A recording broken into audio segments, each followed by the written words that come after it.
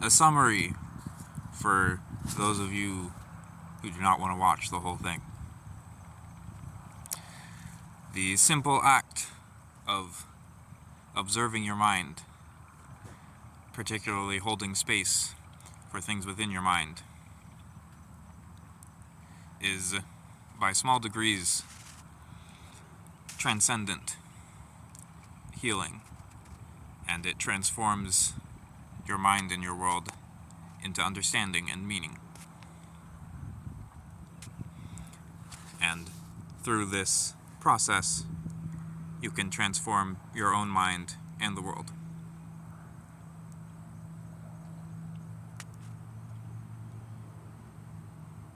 We call this mysticism. Now on to the full video, which is much more expository. Hello, this is A of the Kipper system.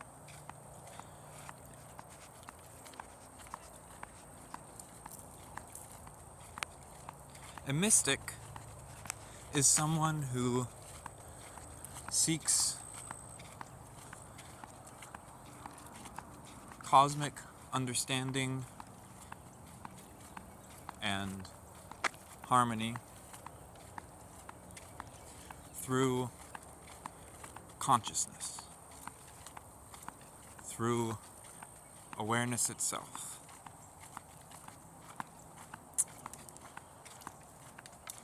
What is consciousness? What is consciousness? You know, the direct perception. Simply the sum of everything you can feel, everything that is reaching you right now. Everything that is showing up to you in particular. That's it. That's consciousness.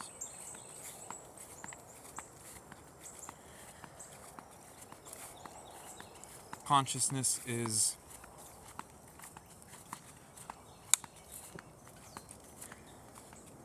the way in which and the way in which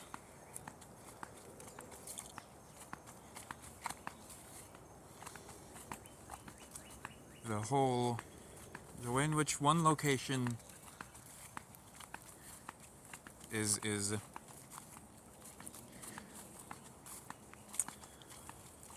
connected with, is contacted by all the other energies of the universe. The way that one location feels everything else. And all locations do feel everything else. The physics has observed that fundamental forces do not terminate. They asymptote. They drop off to a increasingly minuscule amounts, but through gravity, every point is connected to every other point, and through all of the forces that physics has observed. There is a real and undeniable connection between every point and every other point. And this meeting, if you ask me at least, that is itself consciousness. And in terms of fundamentals, it is the same for a rock as it is for a planet, as it is for a plant, as it is for any kind of creature, including human beings, as it is for a cloud or the wind. In terms of the fundamental action of one location being met with the relative energies of the whole universe,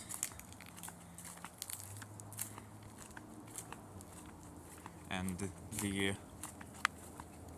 that relative formation showing up in in the form of meaning. That is the same everywhere. And if you ask me, Western culture is bringing the assumption that surely not everything must be conscious. Western culture has invested heavily in and primarily in forms of understanding surrounding predictability. Prediction is the essence of logic in many ways. And awareness is not really meaningful to that. It's brings an element of inherent unpredictability, and so wherever they could stand to eliminate awareness in their models, they did, and they still do.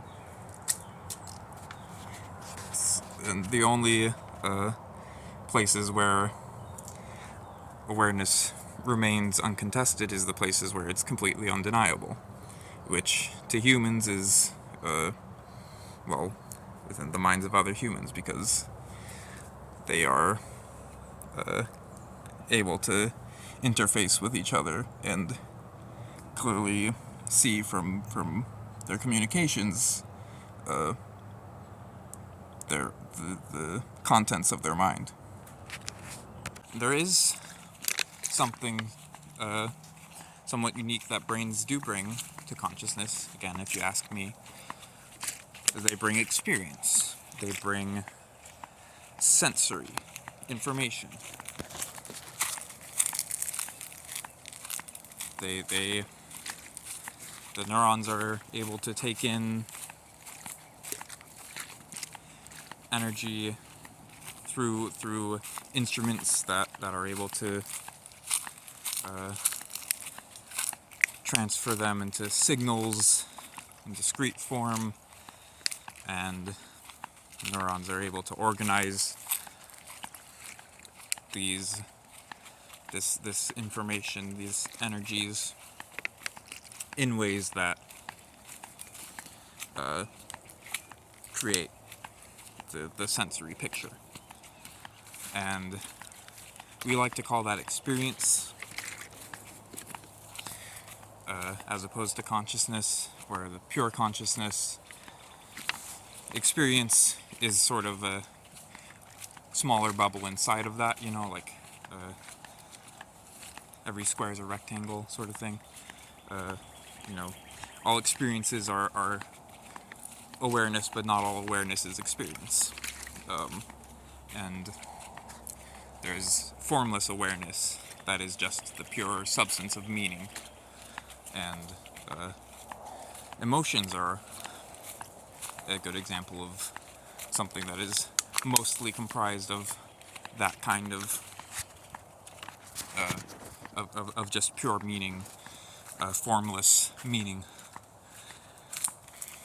And then thoughts are an example of mental energies that are mostly formful, I guess, or sensory, but not, structured.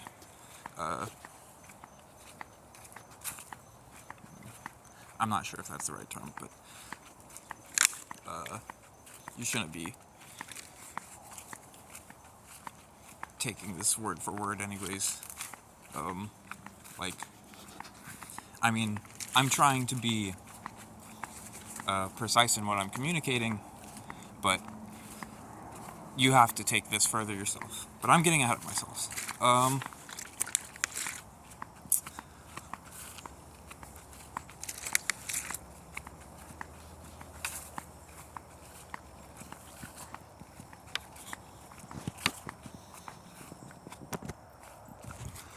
But these things, thoughts and emotions, it's a spectrum within the space of awareness, which holds all meaning, which, if you ask me, is simply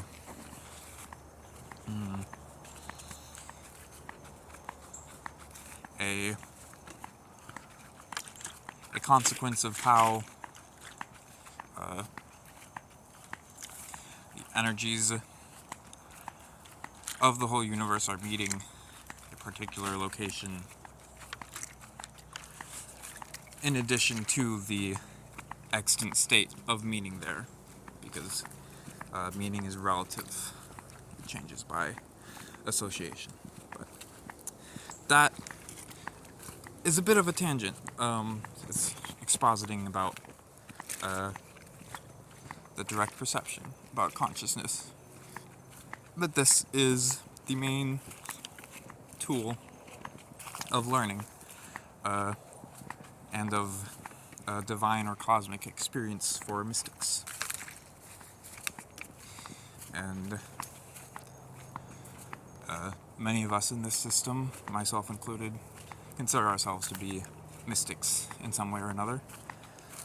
And there's an air of otherworldliness to that whole idea, which is generally something that we would like to dispel in the space of spirituality, is this sense of otherworldliness, because spirituality is entirely the world that we live in, and anything that has been expounded as an amazing supernatural miracle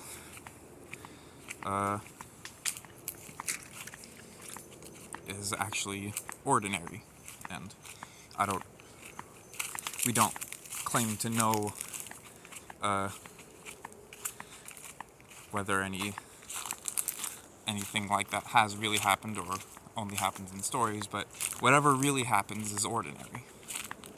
But still, spirituality is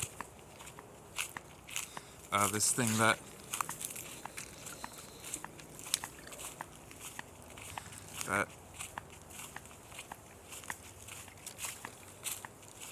at least to the eyes of Western culture shouldn't be possible and seems too good to be true. That actually all of our energies are one and the same with all the other energies of the universe, that the universe is one big mind and energetic system, and that we are all connected, however subtly, to everyone else, to the whole energy of this universe.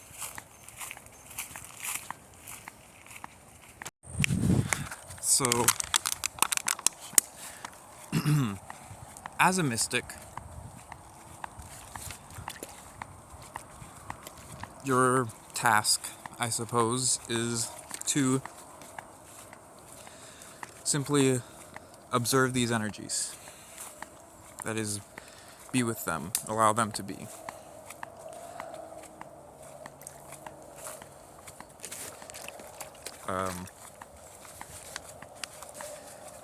If you are not experienced with holding space for your mind, with sitting with your mind, or observing it in that way, allowing it to be and giving it room to breathe. A good way to start would be, I think, to just note things. Anything about your mind. I'm imagining something yellow. I feel happy. I thought that thing slightly different than I just said it. Anything at all. And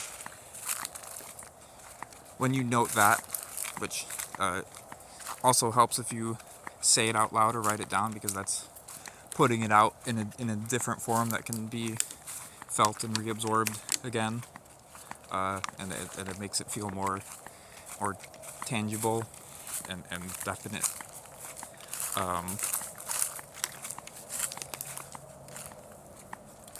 But just to note things about your mind so that you can start to get curious. You start to have something to sink your teeth in, because you can't really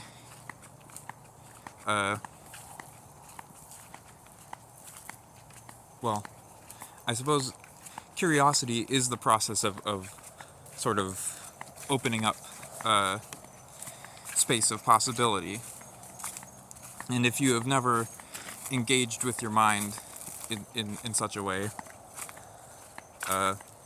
then there might not be a space of possibility open there for you. It might be something that just goes on, and you don't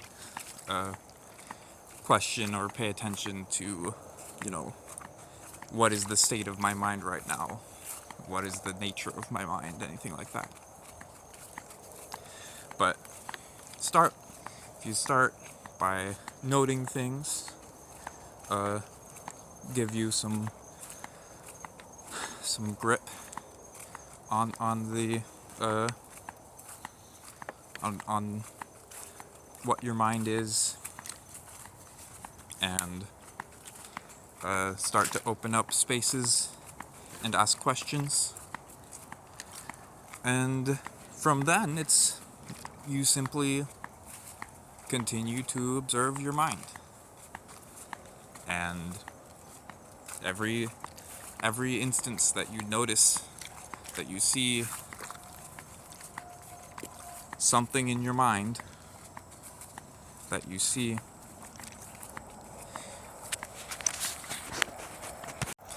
and I want to stress here that you are your mind, and your mind is the world, and the world is your mind, and your mind is the universal mind, and the universal mind is your mind. These distinctions between my mind and your mind, and myself and my mind, they're conventions, really.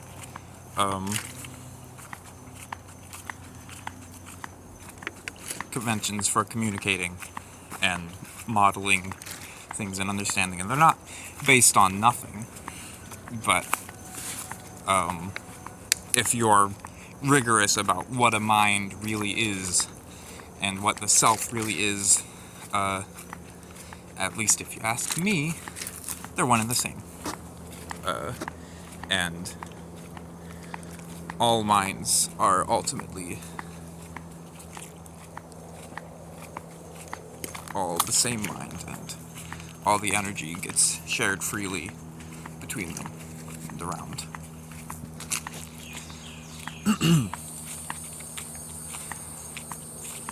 But as you note and hold space for presences within your mind,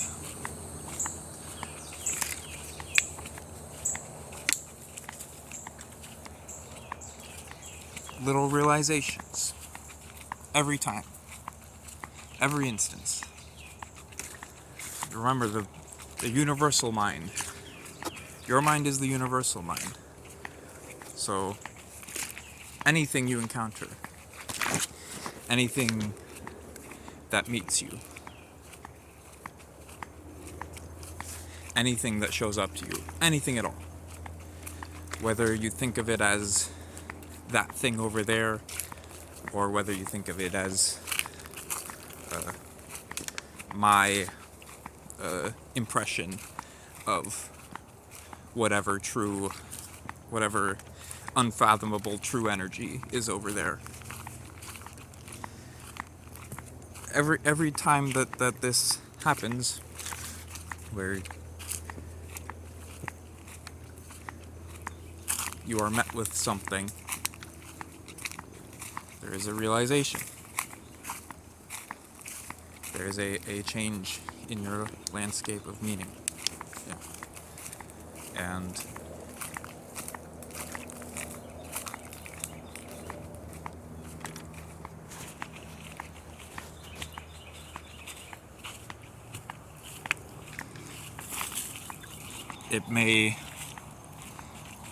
most of them are subtle enough that you likely won't notice the shift.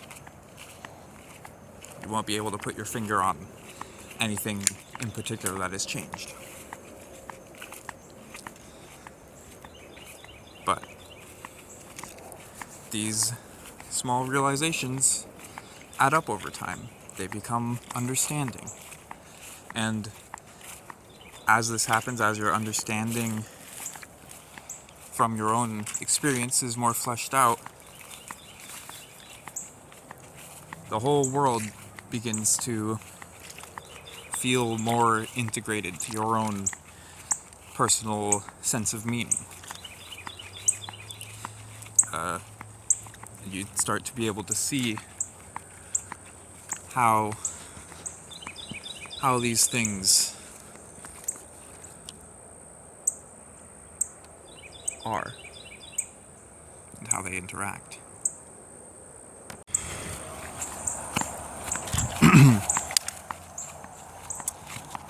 You'll begin to see the similarities between what goes on in your mind and what goes on elsewhere. You'll begin to be able to imagine more easily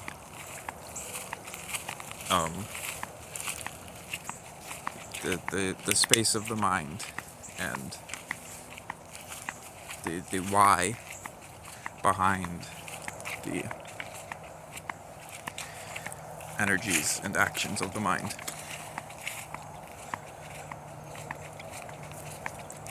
You'll start to see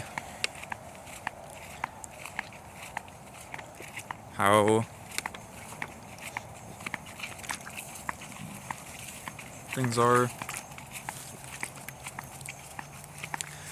have parallels and similarities in vastly different forms and scales that are meaningfully sort of connected and have a meaningful common ground. And this process also involves emotional healing. Holding space for your emotions is how they heal, because when you hold space for an energy like that, an energy of meaning, particularly one of urgent communication, as most emotions are. When you hold space for that, it will start to unfurl into that space, and it will transform from pain into understanding. And this understanding is sort of the power that the emotion can give you. And it also contains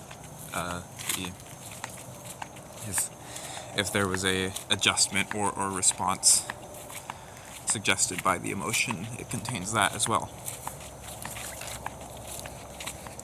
And as you know, this is something that you don't have to commit to. This is something that we all do every day, every moment, in fact.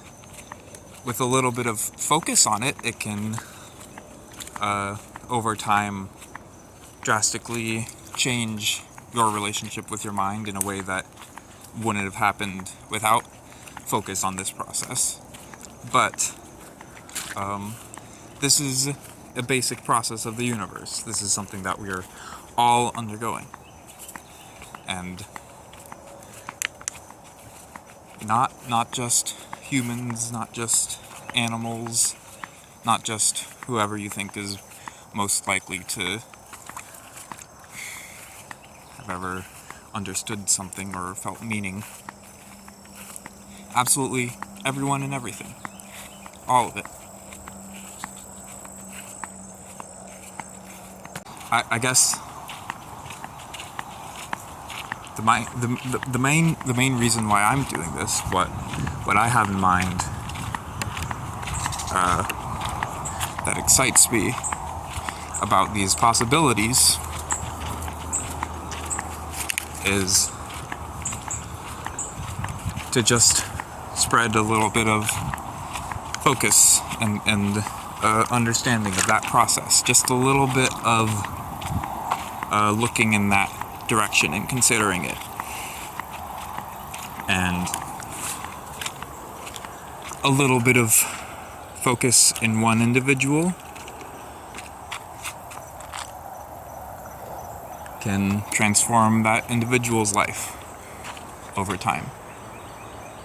And a little bit of focus over many individuals can transform more and more the space that they occupy together. And I don't think it's controversial to say that this is a world in need of transformation. That there are things happening in this world that harm things that we care about, that are important to us all. That the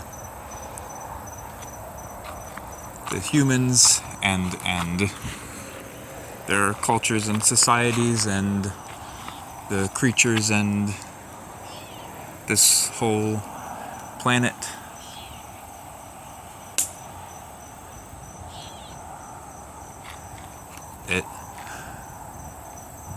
it could undergo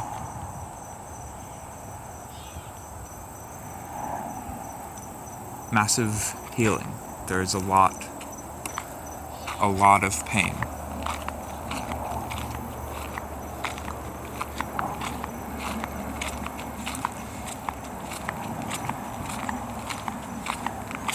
That can be turned into a lot of understanding.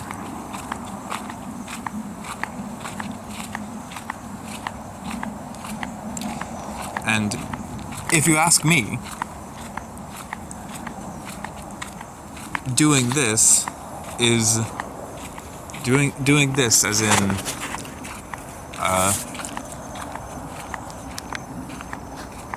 just having a little bit of focus on or appreciation for, possibly even dedication to observing your mind and holding space for it. That's the best thing that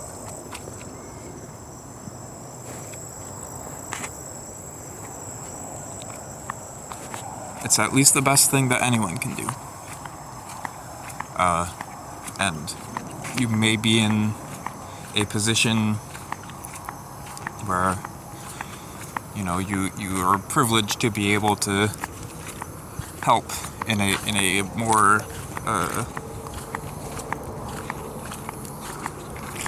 apparent way or more active way, and that is a responsibility. But this is something that absolutely everyone and anyone can do and does do. This is something that is absolutely accessible. And so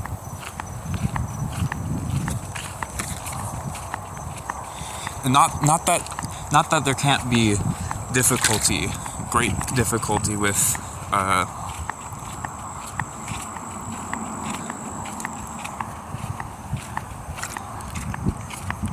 a sort of goal-oriented version of this process, which is not inherently corrupting to it, but the basic process is something that just happens.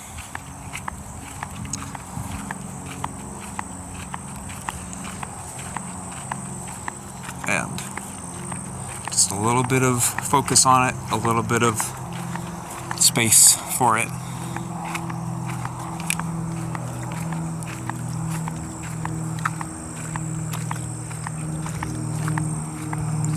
Transformational. It's transformational. It's catalyzing. It's acceleratory in a way that is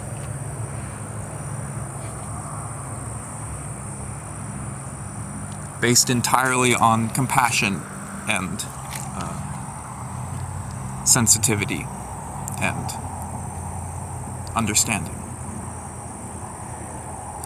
Not some kind of violent thrashing. Nor a plan. We may at some point be in need of violent thrashing or a plan, but if you ask me, this is something that is always there, that can always help. So, I'm happy to share it with you. I hope that it helps and transforms your life for the better, for wellness and harmony and strength and connection and understanding. And we really hope that something of this sentiment becomes widespread, so that we can change the world for the better. Transform the world in all those ways that it can transform an individual life. And if we are a testament to how it can transform an individual life, we have no idea what's coming, and it's gonna be fucking awesome.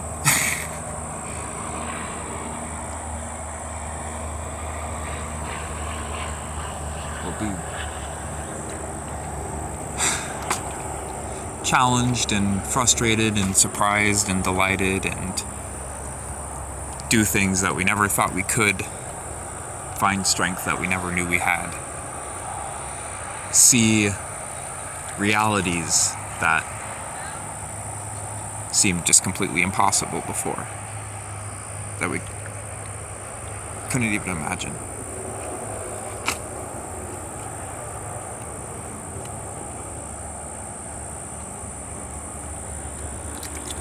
But that's all for you. You have to take it from here. Don't take our word for it. This whole thing is bullshit if all you do is say, yeah, they're probably right, and move on with your life. No.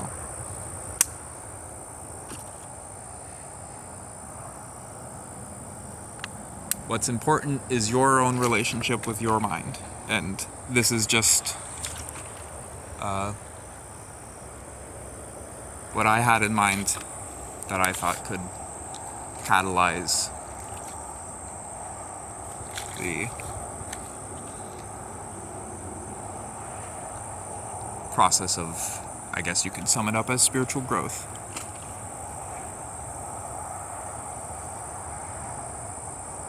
So, you know what to do. You watch this video. Observe your mind. Note things. Thoughts, feelings, images. Subtle little disturbances that you don't understand.